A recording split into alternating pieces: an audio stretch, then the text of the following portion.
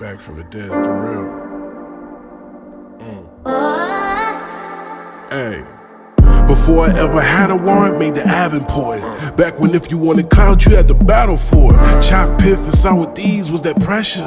CDs, white DVDs on the dresser. Peace, world. And Assalamu alaikum to the believers. All praise is due to Allah. It's the reason why we here. I definitely got to get better at that part, at portraying and giving the best image of myself in the aspect of being a God-fearing man first, right? Which is difficult to do sometimes, you know what I'm saying? As a man, and especially as a rapper or artist, you know, in a real kind of negative based, you know, genre, you know what I'm saying? Where I love battle rap, I love, you know, the ability to, you know, use our creativity and our natural gift to talk this shit, to be able to create a life, you know what I'm saying? Be able to create some finance, to be able to relate as well as create. But let's keep it funky. I made a lot of mistakes. I've used my gift in the wrong way before, many times in life, you know what I'm saying?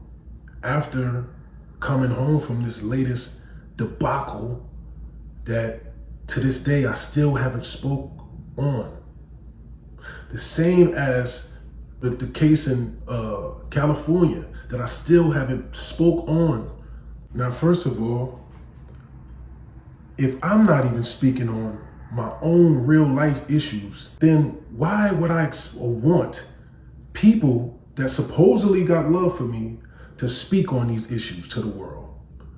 Especially if they don't know the truth, especially if I haven't spoke to them. And as they say, you don't even converse with me. You don't even got my number. You're making it sound like it's hard to get my number. Well, you know everybody that know me and fuck with me and got my number. Like, I don't even want to go back and forth or go into no negativity. But I just want to say and make y'all understand one thing.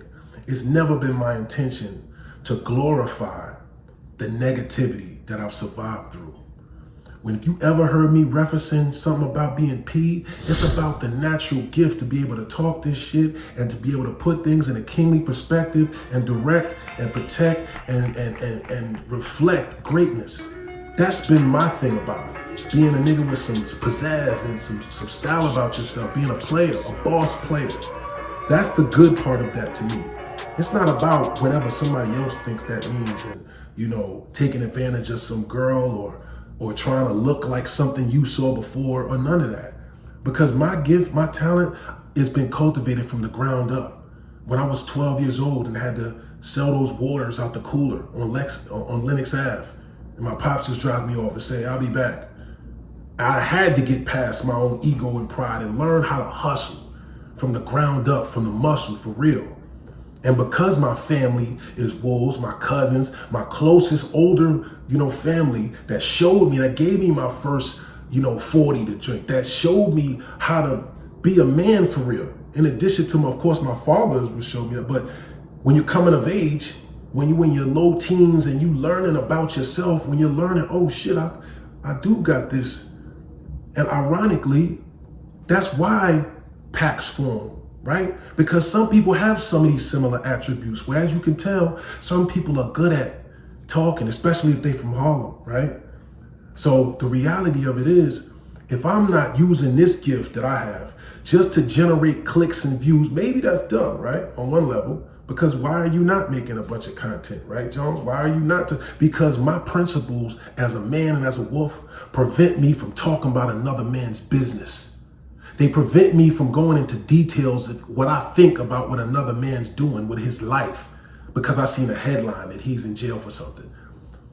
And to be real with y'all, I'm still on papers for something that is crazy and it's messed up the scenario, and I don't even know what tomorrow holds. It's hard for me to not even get emotional, bro, even talking about things that I got going on. So that's where the passion comes from of me saying, nah, hold up, I gotta address this finally. Because I've been not saying stuff for how long? Things that y'all think y'all know about situations that I took on the chin, pause, kept rocking. Y'all see my shit went up. I didn't stop. I didn't allow shit to make me sit down like no disrespect, a Briz, or, there's different people that went through stuff, and I'm not gonna throw people under the bus, but I want y'all to understand that riding is different from crashing. I'm riding for mines, bro. Y'all see me got the algorithm up. Y'all see who I become in times of adversity. You know what I'm saying? And now at this point, it's to the point now where I built this literally from the ground up. If I'm going to allow whatever narrative to just be told about me without saying nothing, it kind of devalues who and what I am.